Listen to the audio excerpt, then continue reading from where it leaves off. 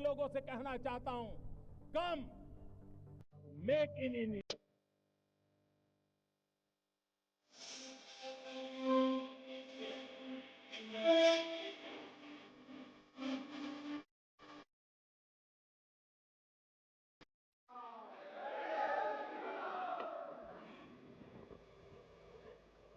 नमो राघवाय,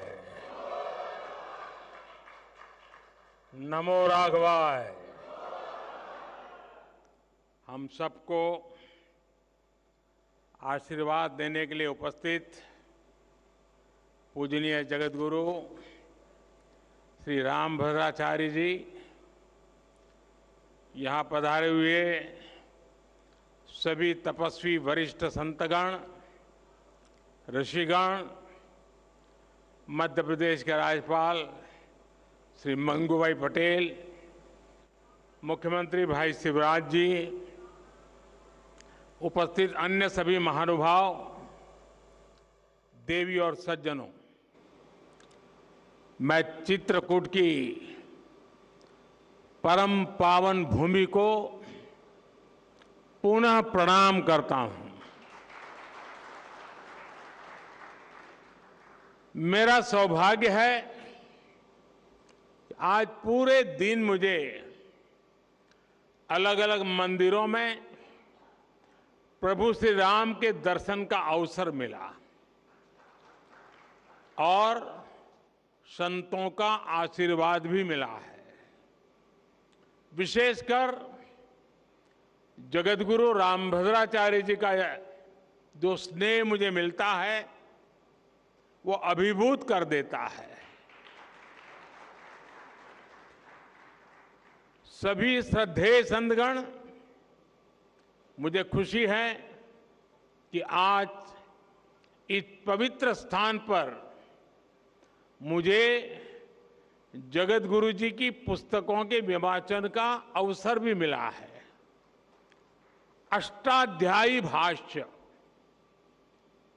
रामानंदाचार्य चरितम और भगवान कृष्ण की राष्ट्रलीला, ये सभी ग्रंथ भारत की महान ज्ञान परंपरा को और समृद्ध करेंगे।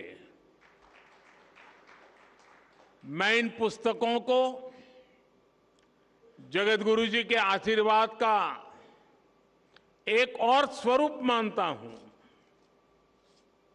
आप सभी को मैं इन पुस्तकों के विमोचन पर बधाई देता हूं। मेरे परिवारजनों, अष्टाध्यायी भारत के भाषा विज्ञान का, भारत की बौद्धिकता का और हमारी शोध संस्कृति का हजारों साल पुराना ग्रंथ है।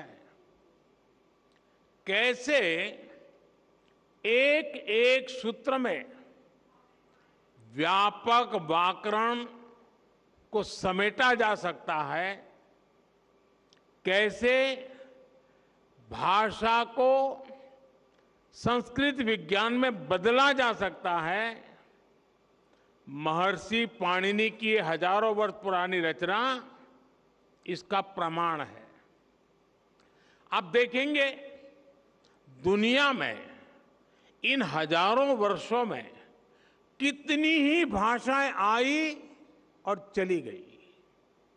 नई भाषाओं ने पुरानी भाषाओं की जगह ले ली, लेकिन हमारी संस्कृत आज भी उतनी ही अक्षुण्ण, उतनी ही अटल है। संस्कृत समय के साथ परिष्कृत तो हुई, लेकिन प्रदूषित नहीं हुई। इसका कारण संस्कृत का परिपक्व व्याकरण विज्ञान है। केवल 14 माहेश्वर सूत्रों पर टिकी ये भाषा हजारों वर्षों से शस्त्र और शास्त्र दोनों ही विधाओं की जननी रही है। संस्कृत भाषा में ही ऋषियों के द्वारा वेद की ऋचाएं प्रकट हुई है। इसी भाषा में पतंजलि के द्वारा योग का विज्ञान प्रकट हुआ है। इसी भाषा में धन्वंतरी और चरक जैसे मनीषियों ने आयुर्वेद का सार लिखा है। इसी भाषा में कृषि पराशर जैसे ग्रंथों ने कृषि को श्रम के साथ साथ शोध से जोड़ने का काम किया है। इसी भाषा में हमें भारत भूमि के द्वारा नाट्य शास्त्र और संगीत शास्त्र का उपहार मिला है। इसी भाषा में कालिदास जैसे विद्वानों ने साहित्य के सामर्थ्य से विश्व को हैरान किया है। और इसी भाषा में अंतरिक्ष विज्ञान, धनुर्वेद और युद्ध कला के ग्रंथ भी लिखे गए हैं। और ये तो मैंने केवल कुछ ही उदाहरण दिए हैं। ये लिस्ट इतनी लंबी है कि आप एक राष्ट्र के तौर पर भारत के विकास का जो भी पक्ष देखेंगे उसमें आपको संस्कृत के योगदान के दर्शन होंगे। आज भी दुनिया की बड़ी बड़ी यूनिवर्सिटीज में संस्कृत पर रिसर्च होती है। अभी हमने ये भी देखा है कि कैसे भारत को जानने के लिए लिथुआनिया देश की राजदूत ने भी संस्कृत भाषा सीखी। यानी संस्कृत का प्रसार पूरी दुनिया में बढ़ रहा है। साथियों, गुलामी के 1000 साल के कालखंड में भारत को तरह तरह से जड़ों से उखाड़ने का प्रयास हुआ। इन्हीं में से एक था संस्कृत भाषा का पूरा विनाश। हम आजाद हुए, लेकिन जिन लोगों ने गुलामी की मानसिकता नहीं गई, वो संस्कृत के प्रति वैर भाव पालते रहे। कहीं कोई लुप्त भाषा का कोई शिलालेख मिलने पर ऐसे लोग उसका महिमा मंडन करते हैं, लेकिन हजारों वर्षों से मौजूद संस्कृत का सम्मान नहीं करते।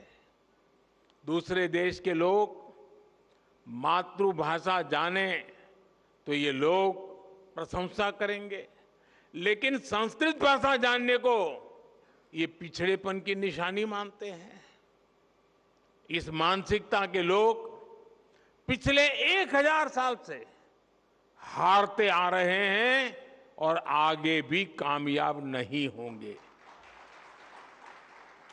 संस्कृत केवल परंपराओं की भाषा नहीं है, ये हमारी प्रगति और पहचान की भाषा भी है। बीते 9 वर्षों में हमने संस्कृत के प्रसार के लिए व्यापक प्रयास किए हैं। आधुनिक संदर्भ में अष्टाध्यायी भाष्य जैसे ग्रंथ इन प्रयासों को सफल बनाने में बड़ी भूमिका निभाएंगे।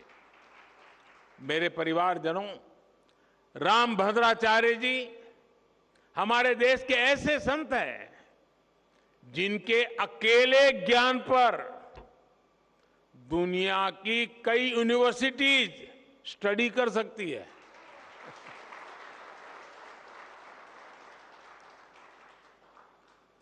बचपन से ही भौतिक नेत्र न होने के बावजूद आपके प्रज्ञा चक्षु इतने विकसित हैं कि आपको पूरे वेद वेदांग कंठस्थ है।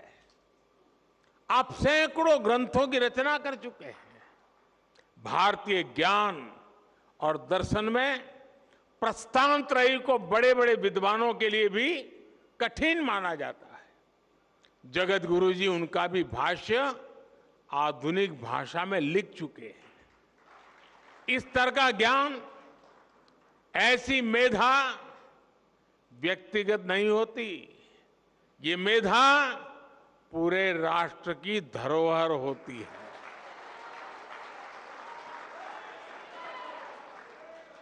और इसलिए हमारी सरकार ने 2015 में स्वामी जी को पद्म विभूषण से सम्मानित किया था। साथियों, स्वामी जी जितना धर्म और अध्यात्म के क्षेत्र में सक्रिय रहते हैं, उतना ही समाज और राष्ट्र के लिए भी मुखर रहते हैं। मैंने जब स्वच्छ भारत अभियान के 9 रत्नों में आपको नामित किया था, तो वो जिम्मेदारी भी आपने उतनी ही निष्ठा से उठाई थी। मुझे खुशी है कि स्वामी जी ने देश के गौरव के लिए जो संकल्प किए थे, वो अब पूरे हो रहे हैं। हमारा भारत अब स्वच्छ भी बन रहा है और स्वस्थ भी बन रहा है। मां गंगा की धारा भी निर्मल हो रही है। हर देशवासी का एक और सपना पूरा करने में जगत गुरु रामभद्राचार्य जी की बहुत बड़ी भूमिका रही है। अदालत से लेकर अदालत के बाहर तक जिस राम मंदिर के लिए आपने इतना योगदान दिया, वो भी बनकर तैयार होने जा रहा है। और अभी 2 दिन पूर्व ही मुझे अयोध्या में श्री राम जन्मभूमि तीर्थ क्षेत्र ट्रस्ट द्वारा प्राण प्रतिष्ठा समारोह में शामिल होने का निमंत्रण मिला है। इसे भी मैं अपना बहुत बड़ा सौभाग्य मानता हूं। सभी संतगण आजादी के 75 वर्ष से आजादी के 100 वर्ष के सबसे अहम कालखंड को, यानी 25 साल, देश जो अब उसे अमृतकाल के रूप में देख रहा है। इस अमृतकाल में देश विकास और अपनी विरासत को साथ लेकर चल रहा है। हम अपने तीर्थों के विकास को भी प्राथमिकता दे रहे हैं।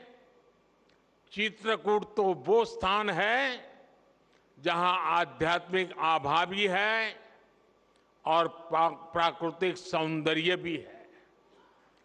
45,000 करोड़ रुपए की केन बेतवा लिंक परियोजना हो, बुंदेलखंड एक्सप्रेस वे हो, डिफेंस कॉरिडोर हो, ऐसे प्रयास इस क्षेत्र में नई संभावनाएं बनाएंगे। मेरी कामना और प्रयास है चित्रकूट विकास की नई ऊंचाइयों पर पहुंचे।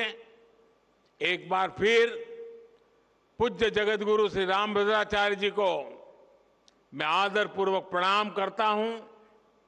उनके आशीर्वाद हम सबको प्रेरणा दे, शक्ति दे, और उनका जो ज्ञान का प्रसाद है वो हमें निरंतर मार्गदर्शन करता रहे।